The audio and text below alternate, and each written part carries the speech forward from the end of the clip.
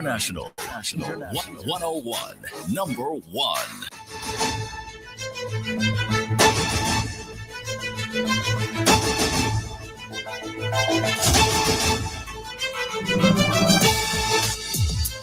Good afternoon and welcome to the Lunchroom on Radio Caribbean International. It's a brand new year, 2025, and this is our first program for the year. It's Monday, the 13th of January, 2025. This is program number 1303 of the Lunchroom. I'm your host, Calix George Jr. Now, of course, in addition to radio, 101.1 FM, you can also get us at our website. It's rcistlucia.com. You can also download our previous shows if you've missed any of them on that platform. They're there in MP3 format for download. And you can also follow us live on our Facebook feed. Just search for the official page of Radio Caribbean International. And please be sure to like and share that as well with your friends and family. And of course, if you want to tell us what's on your plate today, the number to do so is 452-3046. Again, 452-3046. And you can also reach us at our other WhatsApp number. That is 724-0008. Again, 724-0008. Now, today we want to send out some birthday greetings. First to Miss Alicia Ali. Happy birthday to you. And we're hoping that you're having a fantastic birthday celebration. Hope it's a great one for you. Also to Miss Makita John over in Ottawa, Canada. You're celebrating your birthday today. Happy birthday to you, Makita. And we do trust that it's going to be an absolutely wonderful birthday celebration. Also celebrating their birthday today, Miss Alicia Paris. Happy birthday to you. And also to Mr. Ronald Francis. Happy birthday to you. And we do hope that you're doing good over there in Trinidad and Tobago. Now, also, a bit of history for today. We look back to the year 1888, and many of you would know them from their magazines. Well, the National Geographic Society was founded in Washington, D.C. on this day back in the year 1888. And it was for, quote, the increase and diffusion of geographic knowledge. And of course, they're still around up to today. 1908, on this day, Henri Farmer became the first person to fly an observed circuit of more than 1 kilometer, winning the Grand Prix d'Aviation. In the year 1943, Adolf Hitler declared total war against the Allies, whatever that was supposed to mean, I suppose, at the time. 1970, on this day, Colonel Odumegu Ojukwu fled Biafra into exile, leaving his deputy, Philip Effiong, to surrender to the Nigerian army, unofficially ending the Nigerian Civil War. And in the year 2000, on this day, Microsoft chairman Bill Gates stepped aside as chief executive and promoted company president Steve Ballmer to the position of chair. We now move on to our dish of the day.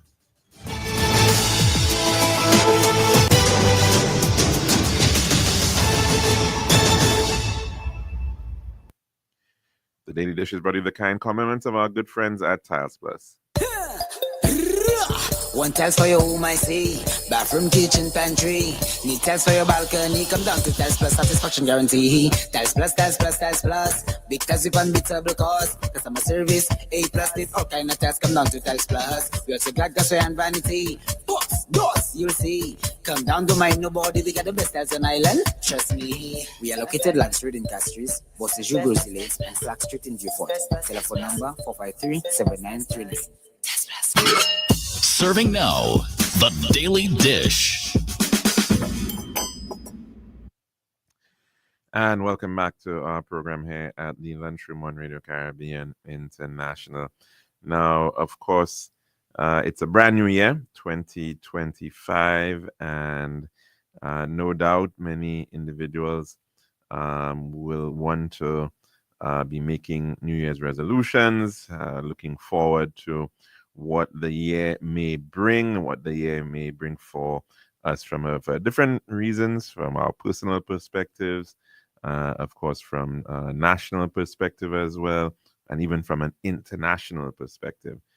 Undoubtedly, there are lots of wait and see moments right now in the minds of many individuals, and certainly at an international level, lots of individuals are waiting to see what will come of the significant changes within the United States from the perspective of a new government in power.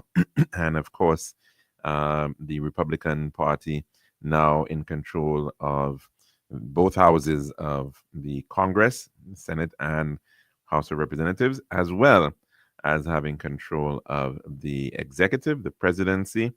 And on January the 20th, on next week, Monday, is it? We're going to be seeing the inauguration of Donald Trump, who is going to be serving a second term as President of the United States. Of course, he has not yet been sworn in, and already lots and lots of interest being played in terms of many issues around the world. Of course, there were some that we were expecting, that of the relationship between the United States and China. Of course, those two countries are the first and second largest economies in the world. They are effectively perhaps the strongest in terms of military strength. The United States, of course, is seen as a superpower. China, perhaps not quite considered a superpower outright in terms of its overall military strength, but certainly it is the manufacturing, is a factory of the world. I think nearly a quarter of the world's manufacturing output is centered in China. And certainly they have a very major role in terms of even the stability of things that go on in the United States. Lots of U.S. debt is in fact owned by China in their foreign reserves.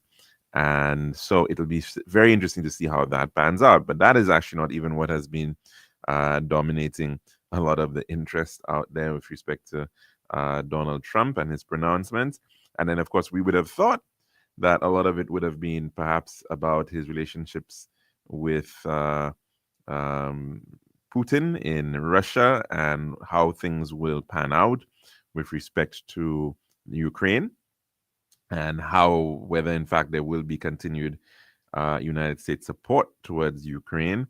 Donald Trump has sort of put himself in terms of a position where he seems to be very much anti-war, albeit strangely he quite often talks a very big talk, but in terms of actually engaging in military action, he's generally tended to shy away from conflict in that sense. And of course, he claimed that he was going to be able to stop the war in Ukraine even before he got into office, on his first day in office. Of course, that hasn't quite panned out as yet. But he's also created quite a lot of interest in a rather expansionist agenda with respect to the United States and its territorial boundaries, its actual landmass, so to speak. And we have seen, of course, in terms of relations with the South, just recently, sitting President Biden has in fact put out a reward for, for President Nicolas Maduro of Venezuela, who in fact just recently has been sworn in as president of Venezuela, and a reward being put out for him. Now, of course, we've been seeing very interesting situations there, similar situations with respect to that of Prime Minister Netanyahu over in Israel, and that ongoing warfare there has in fact brought him as a person of significant interest by the International Court of Justice. But of course, that's the interplay that we're seeing around the world. Arrest warrants being put out for many individuals. Some people pointing out that even Donald Trump, of course, who was quite recently, well, a determination was made in terms of some of his cases and what he would face. And it looks as if he'll be getting off, some may say, scot-free, without any kind of slap on the wrist, without any fee, fine, or jail time for some of the matters. Well, one of the matters has already been heard. There's another one still to come, I think, and he's asked for that to be heard after his inauguration. But some people are pointing out that, Donald Trump, as a convicted felon, is in fact legally perhaps not really welcome in many countries, because quite so many of them have requirements which in fact bar the entry of convicted felons into various countries around the world. But coming back to the issue, of course, of Donald Trump and his policy pronouncements, there was, of course, a lot of interest about Latin America, and in particular the issue of immigration and the calls by Mr. Trump for mass deportation. Of course, we will have to see how that pans out as well. But most recently, what has certainly caused even more interest on both sides of the Atlantic has been his effective interest in expanding the United States, and in this instance, expanding the United States northwards. And of course, it's interesting how one man can tweet something, put a very short message out there that causes so much concern, and perhaps rightfully so, with respect to the future of countries, and respect to the borders and sovereignty of states. And in this instance, in particular, two states in question, that of Canada. And of course, Canada has been a sovereign country for a pretty long time. In fact, it is the second oldest federation in the world after the United States of America. And that is because it is made up of a number of various provinces, from British Columbia in the west, across through Alberta and Saskatchewan and Manitoba and Ontario, Quebec, and all the way into the Atlantic provinces. Is a vast country. It is, in fact, the second largest country in the world by area. In fact, it is effectively larger than the United States of America, larger than China, which come in somewhere around third and fourth in the world. And has, however, even though it is so large, it is vastly and very sparsely underpopulated, despite its vastness. So here we have a situation where Donald Trump is effectively saying that Canada should become the 51st state of the United States of America. Now, of course, that would clearly be a huge joke for many individuals. I mean, quite often people joke perhaps about suggesting that Canada is a sort of an extension of the United States of America. And you perhaps will get these types of, comedy and suggestions around whatnot. But here we have, of course, a massive country that is larger than the United States of America now being suggested to become a 51st state. Is Mr. Donald Trump serious? Well, it seems to have caused sufficient issues in terms of the Canadian government and relations between the United States and Canada. Of course, he's also put a lot of other things up on the table with respect to trade policy and issues of border control, and effectively saying that, hey, to Mexico and to Canada, they just need to toe the American line when it comes to economic policy. And if you don't, well, we will slap you with tariffs.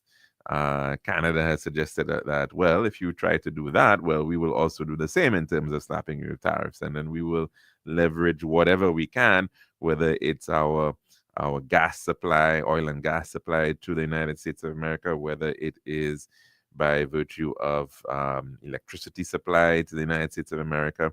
They will, of course, append their own tariffs to some of these things, which the United States certainly utilizes on a daily basis.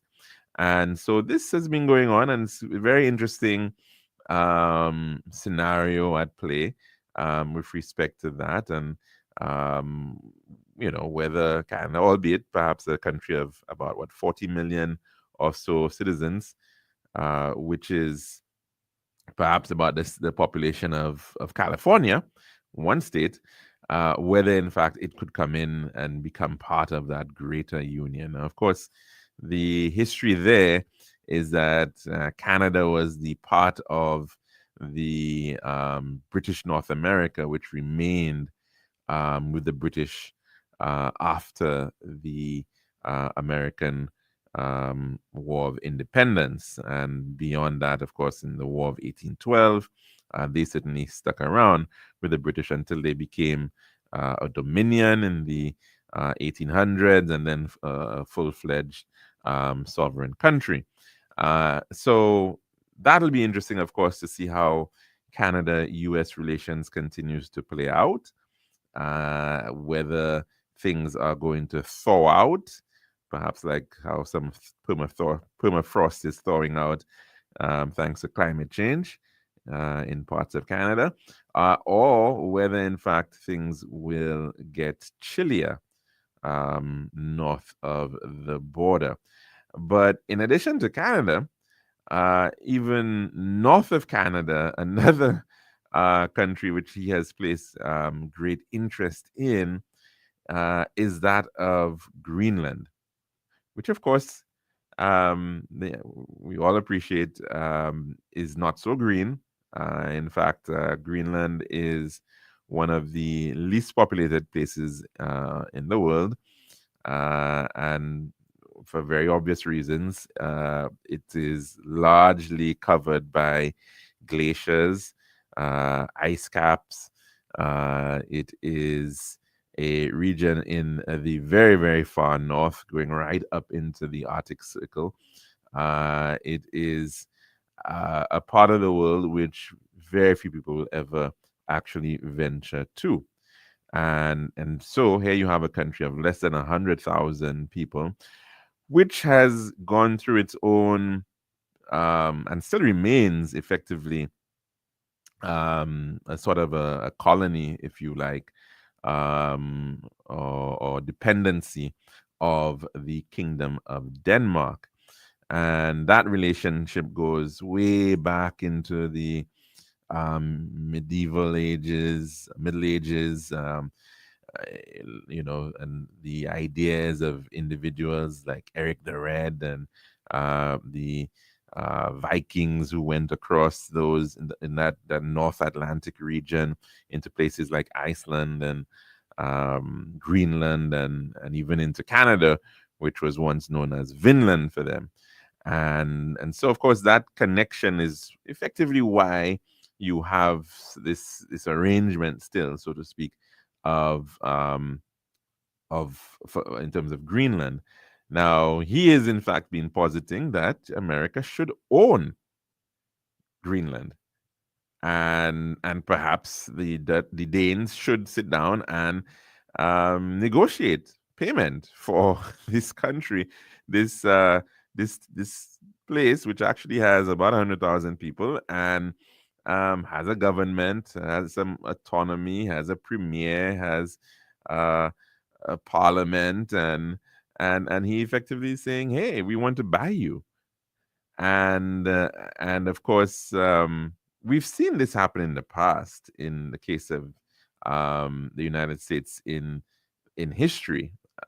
We can look back to the Alaska Purchase, or even before that, the Louisiana Purchase of 1803 or thereabouts, where again the United States just purchased from the French a significant amount of land, which is west of the Mississippi, and claimed it for themselves. And of course, on that land, there were many indigenous, now called Native American people who lived there, and so that led to, of course, lots of conflict, lots of loss of life, lots of effective genocide over the years, and that's in fact how America was able to expand westward, and eventually later on reaching the Pacific.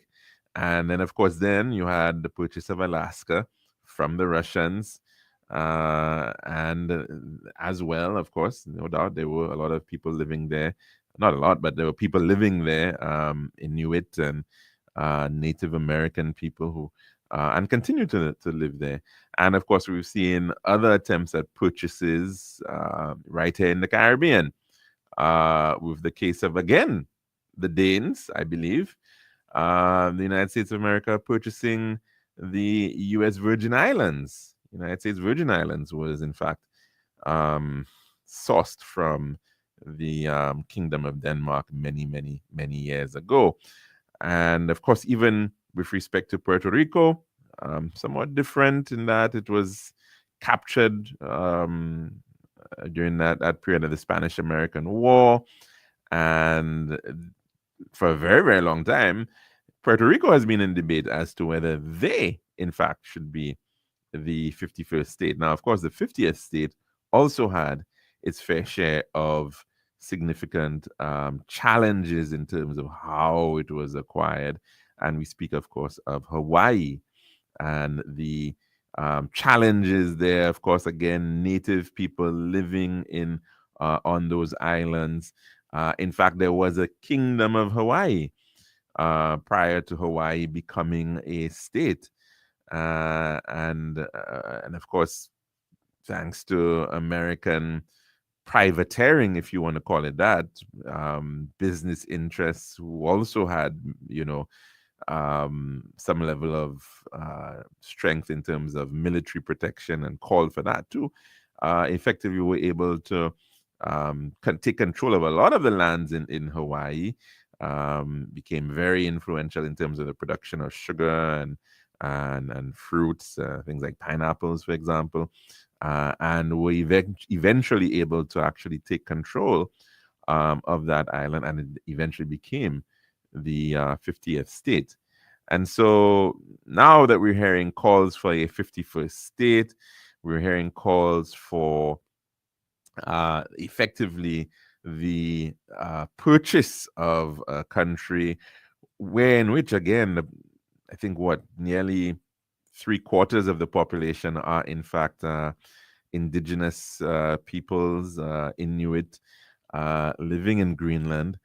It then begs the question, are we seeing a return to open and blatant colonialism? Are we seeing in our midst, in this current era, a rush for a grab for resources, which, and then very, very openly so, with respect to that of Mr. Donald Trump and his statements and pronouncements.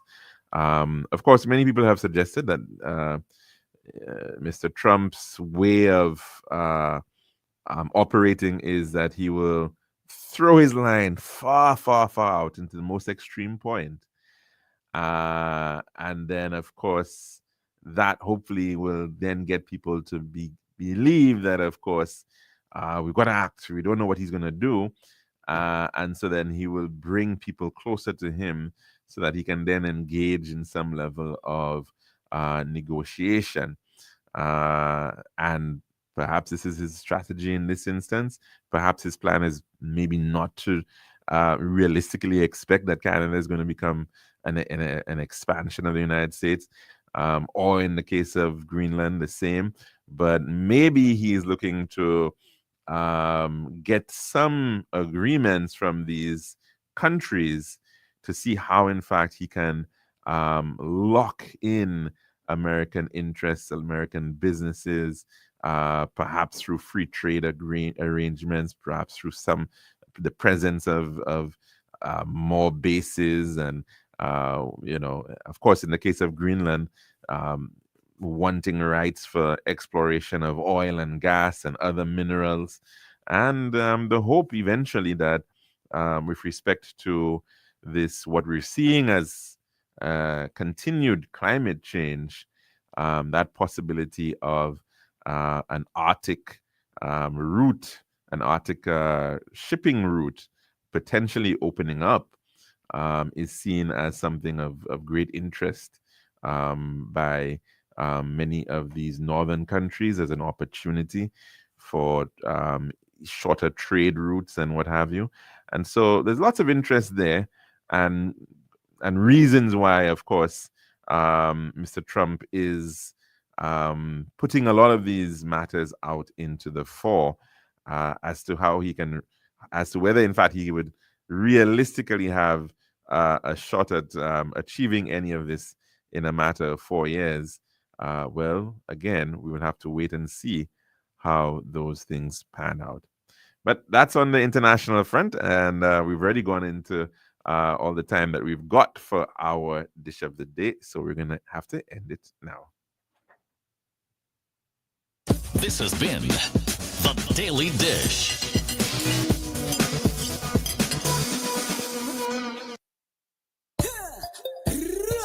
One tiles for your home, I see. Bathroom, kitchen, pantry. Need tiles for your balcony. Come down to Tiles Plus, satisfaction guarantee. Tiles Plus, Tiles Plus, Tiles Plus. Big tiles with unbeatable cost. Customer service, A+. This all kind of tiles. Come down to Tiles Plus. We also got gasway and vanity. Boss, you'll see. Come down to mind nobody. We got the best tiles on island. Trust me. We are located Land Street in Castries, Bosses, Bruce Lakes, and Flag Street in Beaufort.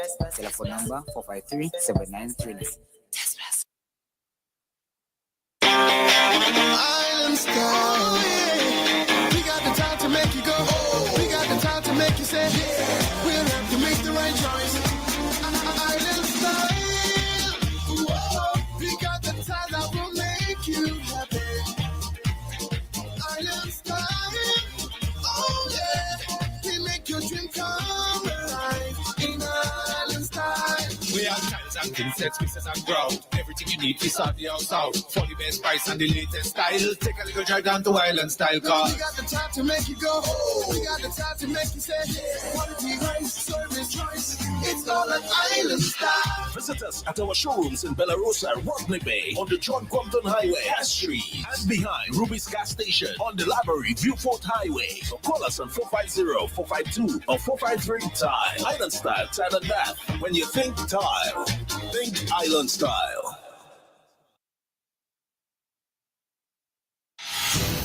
This is Radio Caribbean International. It's now time for the weather news. And also, of course, the 1.1 is on time for your weather report as of 12 noon today, presented by Island Style Tile and Bath. The forecast for St. Lucia Valley for the next 24 hours. Winds will be blowing from between the east, northeast, and east near 13 miles per hour or 20 kilometers per hour, becoming lighter at times. The weather fair to occasionally cloudy skies with a few showers. The forecast for Les Antilles, fair skies becoming cloudy at times with a few showers mainly over the Windward Islands. And the weather summary, light to moderate easterly winds are expected across the Eastern Caribbean region during the next few days. A southward drifting shell line will cause occasional cloudiness with showers over the Windward Islands during the next 24 hours. And this was your weather report as of 12 noon today, presented by Island Style Tile and Bath. This has been RCI's Weather News. For more information, call the Weather Hotline at 454-3452. RCI 101 number 1. Island style, yeah. We got the time to make you go. We got the time to make you say, yeah. We'll have to make the right choice. Island style. We got the time that will make you happy. Island style. Oh yeah. Can make your dream come alive. In Island style. We have tiles and things, sets, pieces and ground. Everything you need is on the house out. For the best price and the latest style. Take a little drive down to Island Style Car. We got the time to make you go. We got the time to make you say, yeah. Quality, price, service, choice. It's all an Island Style. Visit us at our showrooms in Bellarosa, Rodney Bay, on the John Compton Highway, Cass Street, and behind Ruby's Gas Station on the Library Viewfort Highway. Or call us on 450-452 or 453-TILE. Island Style, Tile and Bath. When you think tile, think Island Style.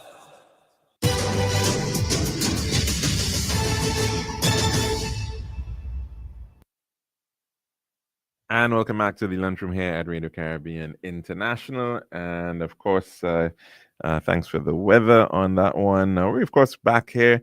It's our first week back. It's our first day back for the year 2025. So again, we want to wish and extend everybody a wonderful and happy, prosperous, healthy 2025 here in St. Lucia. Of course, quite recently, just last night, we heard from the Prime Minister of St. Lucia. He delivered his New Year's address. I think that lasted for about 40 minutes, and we certainly did catch some of it in the newscast earlier on. And last week, Wednesday, on the 8th, the leader of the opposition also delivered his New Year's address as well. Of course, there were some commonalities in that, no doubt, both gentlemen pointed out to the successes of St. Lucia in the previous year, in 2024, in particular that of the amazing achievement in sport, and specifically that of Julian Alfred, her achievements at the Summer Olympic Games in Paris, her bringing back 2 medals, gold and silver, in the 100 and 200 meters women's sprints, respectively. And certainly that has still continues to be an amazing achievement to perhaps gloat over and boast about for some time to come. And so that certainly was something that was consistent in both speeches. But of course, there was some divergence in terms of how they both viewed things to come, and how, of course, they would have tackled things in their own respects. So, of course, we'll have to continue to dissect some of that in the week to come, looking at those addresses and what is the message coming out of the ruling side as well as the opposition.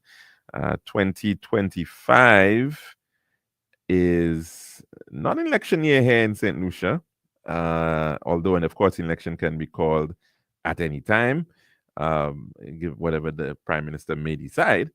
It is, in fact, constitutionally due somewhere around, in fact, it could be as late as 3 months past the first sitting of Parliament.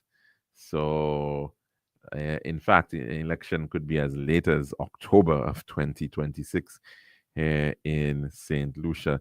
Generally speaking, though, barring the July 2021 general election, elections in St. Lucia have generally been called before the date of the previous general election. So, in most instances, prime ministers don't, or premiers have not gone all the way to the end. They would normally have called it maybe a month or two before the due date. which is, of course, normally a 5-year term. So, that being said, however, in the case of the Caribbean, there are a fair number of Caribbean countries expected to go to the polls this coming year. And so, certainly, it will be something to watch out for. And in particular, some of the largest countries in the Caribbean community will, in fact, be going to the polls. They include Jamaica, and that, of course, will be very interesting to see how things pan out there. Of course, the two major parties, the JLP, currently in power, Andrew Holness's party, that tending to be more of a center-right party, as opposed to the PNP, People's National Party, which has generally been a center-left party. They will, of course, have to wait to see what happens there. The last election in Jamaica was back in September of 2020. And the JLP has, in fact, won 2 consecutive terms thus far. They're hoping for a 3rd term. And it'll be interesting to see how things will pan out there in that regard. In Guyana, there should be an election this year as well. The current president, Irfan Ali, was elected back in the year 2020. And although there hasn't been an official date as yet, many persons are pointing to the possibility of an election somewhere around November. Of course, in the case of Guyana, things have changed tremendously since 2020. Guyana is now one of the fastest growing economies in the world, if not the fastest growing economy. It certainly was during COVID. And so even during COVID, they just started producing oil. And of course, that has been a major boost to the Guyanese economy. Lots of controversy still in terms of whether, in fact, Guyana is getting its rightful share of that oil wealth, and whether things have been negotiated appropriately. But it'll be very, very interesting to see how things can pan out there. President Irfan Ali has certainly been placed on the limelight internationally in terms of pronouncements, representing CARICOM, speaking on matters very famously with respect to climate change. That hard talk interview he had with Steve Saka, holding his own, and he certainly has raised his profile around the world. And Guyana is certainly one of those places that lots of people are looking at with great levels of interest as a result of their current growth trajectory. So no doubt it'll be very interesting to see what happens with respect to that of Guyana. And the other oil and gas player in the in the Caribbean, that of Trinidad and Tobago, well, quite recently, Prime Minister Dr. Keith Rowley announcing his intention to step down. He will no longer be looking to lead the People's National Movement into the election this year. And he's been around for quite a while. Rowley, hailing from Tobago, has been part of the Deputy Prime Minister under Patrick Manning. He's certainly been a major player in the PNM for quite some time. And he is, in fact, deciding to step aside in the upcoming general election. That, of course, has created a fair bit of interest. Now, it's coming against the backdrop of significant homicide figures coming out of Trinidad and Tobago. And in fact, one can say all across the Caribbean for the year 2024, we've seen some sharp increases in with respect to the numbers of homicides. And just to touch on that, in the case of Trinidad and Tobago, in 2023, they had 577 murders. And that figure went up to 624 in the year 2024. And of course, a state of emergency having to be called in the Twin Island Republic. And that has caused a lot of interest again in the state of affairs over in Trinidad and Tobago. But that represented just an 8%, well, I shouldn't say just, but an 8% increase in the homicide figures over in Trinidad and Tobago. Here in St. Lucia, our homicide figures shifted by 11% between 2023 and 2024, moving from 70 in 2023 to a record 78 in 2024. As I said, an 11% increase. But that, in fact, has not represented the largest increases or percentage increases in homicides in the region. In fact, Grenada, country which we quite often have pointed out over the years has been relatively safe. They saw an uptick in homicides, but you see again the figures. Because we're dealing with such small numbers, Grenada moved from 18 to 20 homicides, and that recorded as an 11% increase in homicides in Grenada. Things remain flat in Antigua and Barbuda, 12 homicides there. Dominica, 10 homicides there, the same as in 2023. St. Kitts and Nevis, pretty high for their population, 31 homicides in St. Kitts and Nevis for the year 2024, which was the very same in 2023. So they remain flat as well. But the country that experienced the highest rate of increase in homicides over the year 2024 was, in fact, Barbados. And they moved from 19 homicides in 2023 to 52 homicides in 2024.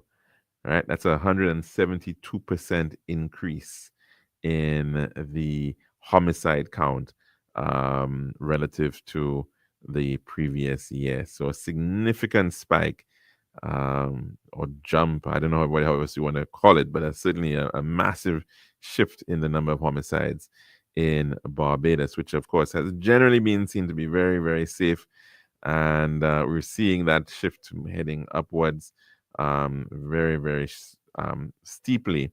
Of course, this is one way of measuring it. Of course, people also say that we got to look at it against the population as well to look at some of the figures. A few successes in that of Jamaica. In fact, they've actually gone down. They were nearly 1,400 homicides in 2023, and they're about 1,139 in 2024. Also, slight decreases in St. Vincent, went down by 1, and Guyana saw a decrease as well of about 27% in their homicide rate in 2024. So undoubtedly, crime is going to be a significant issue in many countries around the region. For example, Turks and Caicos, they are in fact going to the polls next month on February the 7th, and they in fact saw a 54% rise in homicides over in Turks and Caicos, moving from 32 to 49 homicides in such a small country. Just about 10,000 voters in Turks and Caicos. So when you put that against the population, it is very stark indeed. We've got a call coming in, so we try to take that one in. And this will be our first call for the year. Good afternoon. Welcome to the lunchroom. What's on your plate today? Okay, seems like we lost that call, I believe. Yes, okay, so sorry about that. But of course, you can call in. The number to do so is 452-3046. Again, 452-3046. And you can also reach us at our WhatsApp number. That one is 724-0008. Again, 724-0008. So Trinidad and Tobago going to the polls. Of course, no doubt crime was going to be one of the issues there on the plates of many of members of the electorate. And of course, a change though, the likely person coming in is going to be our current energy minister, Stuart Young. Good afternoon. Welcome to the lunchroom. And what's on your plate today? Happy New Year to you, caller. How are you doing? I'm fine. Wonderful. And we're wishing you the very best for 2025. And I'm also wishing you and the radio station all the best for 25 also. Thank you very, very much. Yes, and we're looking forward to more information from St. Lucia and all around the world because, I mean, it's very interesting listening and that's how you acknowledge knowledge. So I am looking forward to how things are going to go this year and wishing all the best. Although I heard we already had one homicide. You talking about here in St. Lucia? Yeah. Yes, I believe there was a homicide on the 7th. There's one, I think, in Bodney. In the community of Badini, yes, that's my understanding. Cashie Southeast. But as of yesterday, Barbados had the third. That is correct, Bobby. This is up to 3. Yes. Yes. Someone was killed, and so, but I'm hoping that can be curbed if in San Lucia before it gets too far. Hoping that the policemen will be out there in the numbers, doing what they have to do. Well, I certainly have seen a rise in the number of police officers out and about, particularly on the roads. A number of spot checks in different places. Yeah, most people are saying that. Most people are saying that. Yeah. If you hear that, the news people are saying they are out in the numbers. Because even I think Friday we were going out, and the Darling was blocked because they were on the Calvary. When we got by New Village, they passing there. There were people, there were police officers there. They were getting into all the way we passed. You know, there were officers just out there on the street, which is good, and it just makes you feel good knowing that there are officers on the beach, on patrol. You know that they, it looks safer that way, and you feel safer that way. So I'm happy about all of these things. But the only thing I am hoping that is the roads, especially the Millennium Highway, because during the December month and up to January month, travel to going down to Soufrière to the South Springs, going down that side frequently. I don't know. It's time those guys do something with the road. I mean, try pushing as much as you can. Yeah, I'm completely with you on that. I'm not too sure what's the situation with the Millennium Highway. They looked like they were making some very good progress, and certainly before the Christmas holidays. And I'm not sure if they're still on a vacation. Apparently there's some vacation because after Friday we were up that side there and no work has been done. And they're close to the northern tunnel taking you down to what the VH was. But I mean they just and the thing about it is that there's not that much left to be done in terms of completion of that. There are about just 2 sections. As you said, the section in the northern part going into near Victoria Hospital. The Winston Paris Hospital now. But yeah, that section heading into La Toc, that there's a short section there that needs to be done. And it's not a very extensive one. But there's a path going down south on the Millennium Highway that has already been fixed. There's a hole. Yes, so I suspect in that instance there must have been some issue with the pavement, and they've decided to redo it. But you're right. I mean, it's a bit of a hazard because there's not very much of a warning. In fact, there is no warning to say that that is coming up. I think they're soft on those contractors and those workers, so they're taking people for granted. I think if people start standing the ground, as well as government on all, you kind of the Accra Hamarco, we're going down Soufrière. I think Belvedere, I suppose. Yes. I mean, how can you just create, and the car is like, things ready to go. Come on, how can you do that to people? You're being paid big money to do a job, and that's what you are doing, I'm sure they would not go to other countries and do that. I'm sure they Well, would yeah, not do that. yeah, but I think we also need to. I mean, the Ministry of Infrastructure itself has to take some level of responsibility. Their job is to ensure oversight, Yes, right? supervise. They well, not necessarily supervise, but they got to be on, watching what's going on, ensuring that the contractor is sticking to an agreed methodology in terms of his work plan, and so that's their role. So they got to. I'm sure there's a consultant engineer. I'm sure there's a project engineer on board And that there's also a minister. they. Well, I'm not expecting the minister to necessarily be doing that, but certainly, But then his voice should be heard in on terms of the them too, because project, at the end of the day, he's taking the backlash. well, yeah, no, I'm not. No way saying he has no responsibility at all. Yes. But I'm just saying I don't expect him to be there on a daily basis. No, I don't expect that, but I expect him to speak out. Because I And I wouldn't think say he has. I think he Yeah. he did make a statement recently on the matter of that road. I think Yes. too much is being taken for granted in San Luciana. I mean, the roads, it's important that the roads, because anything can happen when you're traversing those kind of roads. No, and let's face it, caller. I mean, roads are the lifeblood. They're the arteries. We depend on whether it's for livelihoods, economic livelihoods, whether we're in tourism, whether we're in retail. Everything is going on roads in St. Lucia, right? From the time it comes into the country, you're gonna get on a road to get to where you're going, right?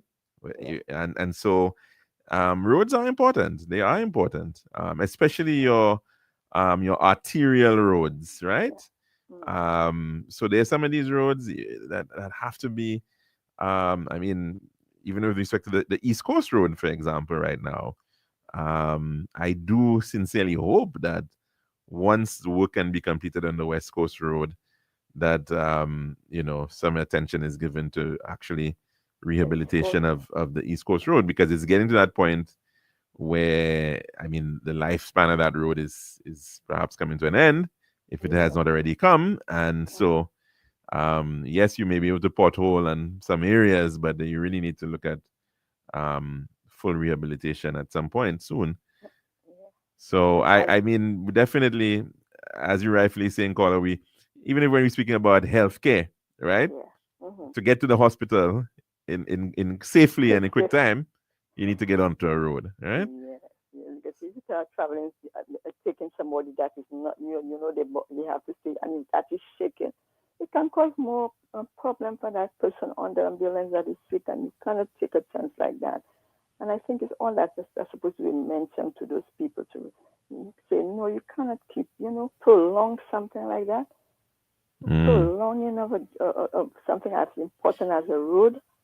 Come on. Well, I really hope that the contractor on the Millennium Highway, now Julian Alfred Highway, moves expeditiously to get this project, at least to ensure that the road is motorable, completely motorable from the La Toc roundabout down into the Julian Alfred roundabout at Cul-de-Sac.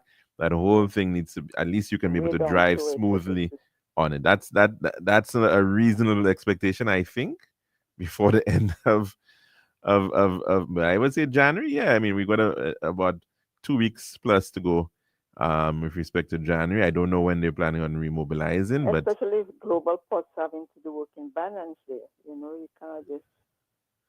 I think so. Since they say work has already commenced on global ports, I suppose they'll be doing what they have to do in the balance a bit soon and everything. So you cannot be wasting so much time on something you have had in your care for since 2019. Yeah. Come on, every time I think of that, it's unbelievable how people can take. The road might take as long as the hospital. Dudes. No. I don't think it's going to be so bad, caller. I don't think that is not going to be the case. But I'm also hoping that, because I listened to Mr.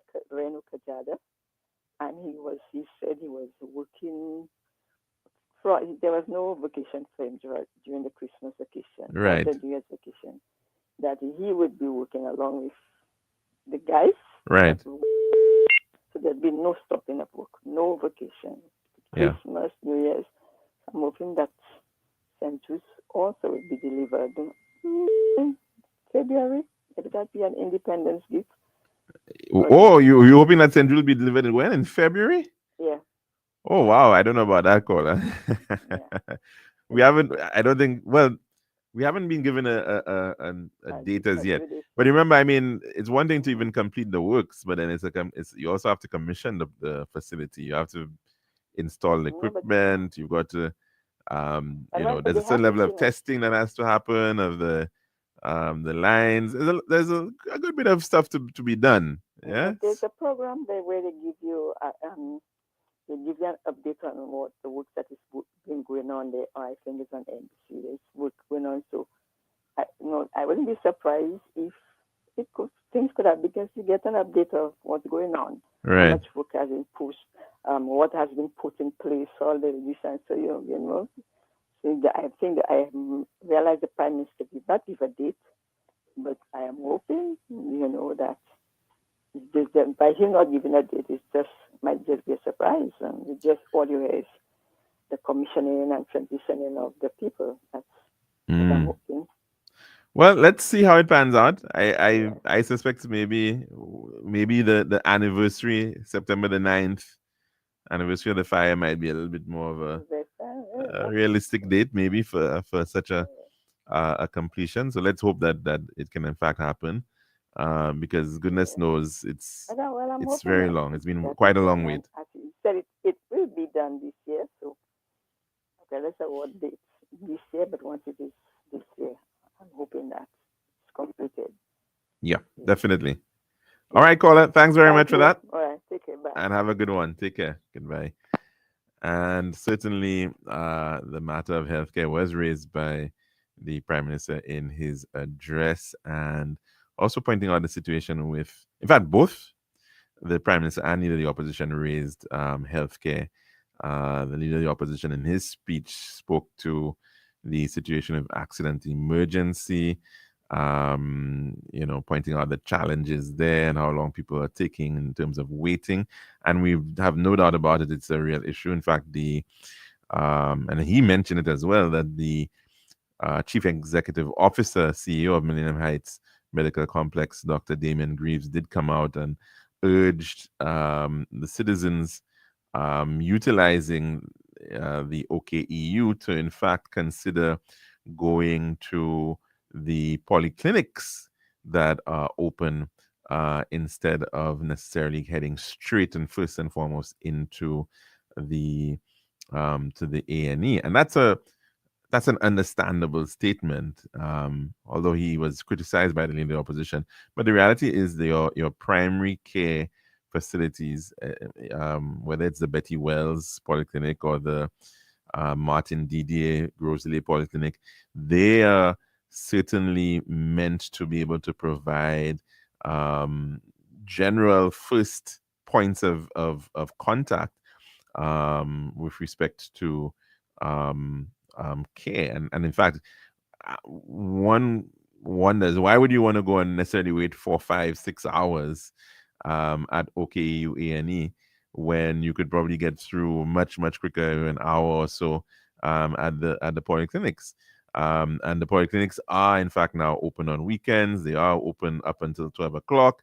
So it's not, there is that opportunity there. And I think that is certainly what we need to see a lot more of, that especially at our primary care centers, more primary care centers are operating as polyclinics, and they're operating 7 days a week, almost, say 16 hours a day, or 20 hours a day.